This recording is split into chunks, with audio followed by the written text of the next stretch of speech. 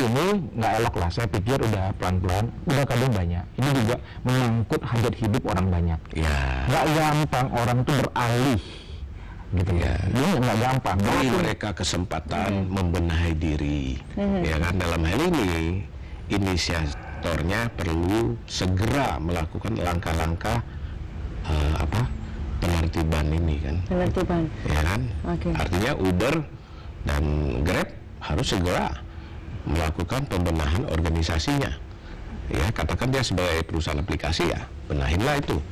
Dan dia juga bisa ngajak kelompok-kelompok yang bisa punya kendaraan itu menjadi PT atau koperasi, ya apalah bentuk legalitasnya yang penting. Berarti perhubungan ini tidak berhubungan dengan pihak koperasinya, gitu. Ya.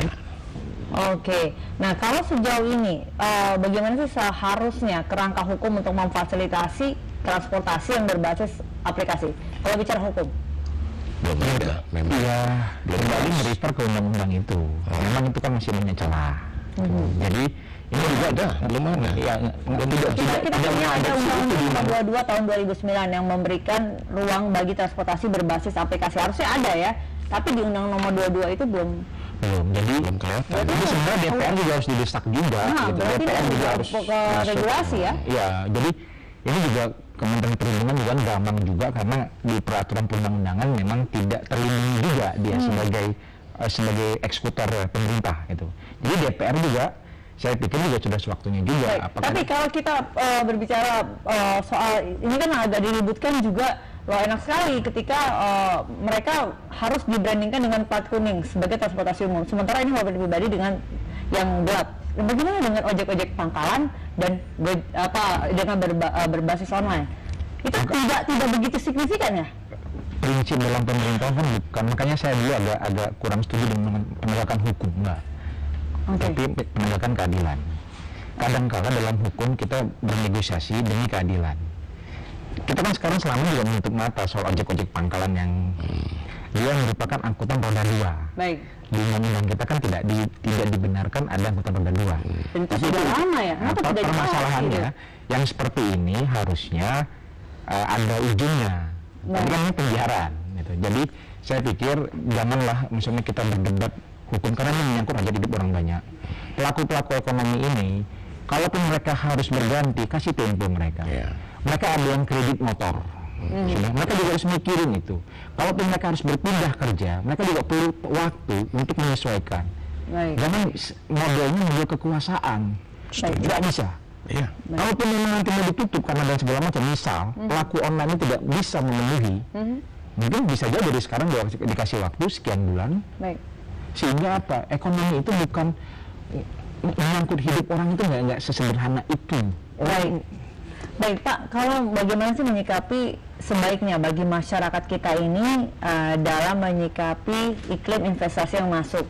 Misalnya Pak, ketika mereka berbondong-bondong ingin memanfaatkan aplikasi online ini secara murah, karena cepat, karena jelas seperti itu, jadi tidak ini Pak, tidak bijak, tidak mikir panjang. Ini ada himbauan nggak sih Pak, saran-sarannya gitu? Saya rasa begini. Ini investasi ini, aplikasi ini aman buat kita. Ayo deh, silakan. Sebagai apa yang harus diperhatikan? Investor, mereka selalu mencari peluang berinvestasi, ya kan?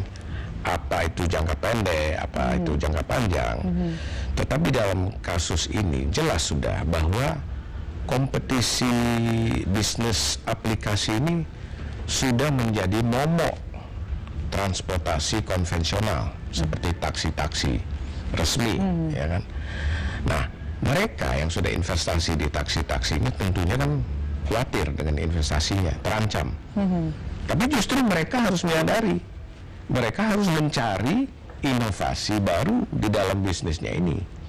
Bukan saja dalam arti meningkatkan pelayanan atau menurunkan tarif, tetapi berbagai terobosan mereka harus cari sebagai pemodal taksi konvensional ini. Supaya mereka bisnis, gitu supaya mereka bisa bersaing ya dengan sehat, ya kan?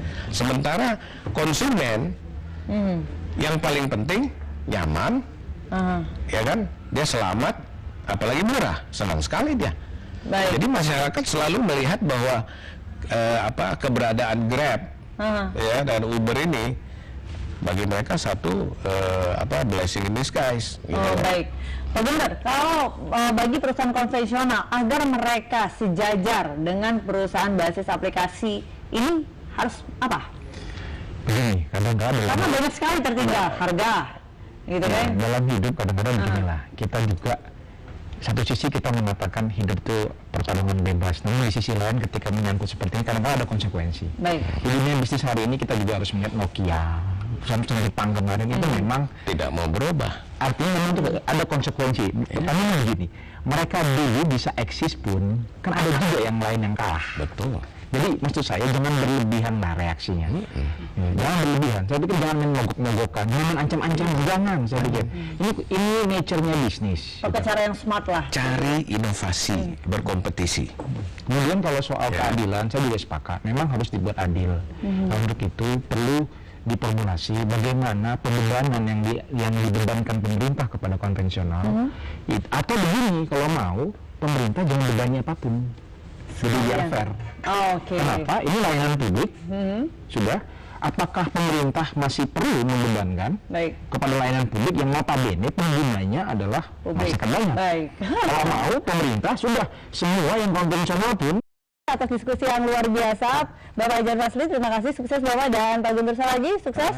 Dan pemirsa, mudah-mudahan saja kegaduhan soal transportasi online ini benar-benar tidak mengganggu aktivitas kita, apalagi soal regulasi yang masih saat ini masih diatur, dan saya yakin pemerintah sudah menyiapkan formula yang tepat agar semua keinginan publik ini bisa tersalurkan dengan baik. Saya juga pamit undur diri, selamat sore dan sampai jumpa.